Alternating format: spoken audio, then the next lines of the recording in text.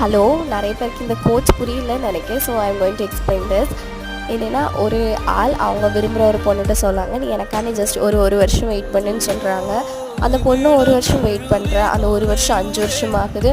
5 வருஷம் கழித்து அந்த பையன் வரான் திரும்பி அந்த பொண்ணை பார்க்குறதுக்கு. பார்த்தா அந்த பொண்ணுக்கு கல்யாணம் ஆகிடுது.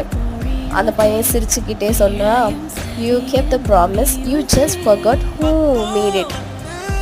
அது என்னன்னா, அந்த நீ என் ப்ராமிஸை நீ காப்பாற்றிட்ட, ஆனால் நான் உன்னை இவ்வளோ நாள் வச்சு நீ யார் அந்த ப்ராமிஸை பண்ணானே மறந்துட்ட. நீ எப்படின்னா, அந்த பையன் யாருன்னே இந்த பொண்ணு மறந்துட்டா. ஏன்னா அவ்வளோ நாளாச்சு, அவங்களுக்குள்ள கம்யூனிகேஷன்ஸே இல்லை.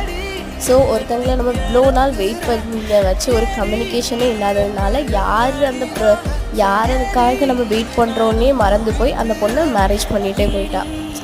அந்த பையன் தான் மேலே தான் தப்பு இருக்குன்னு வருத்தத்துலேயே திருப்பி ஒன்றுமே சொல்லாமல் போயிட்டான்.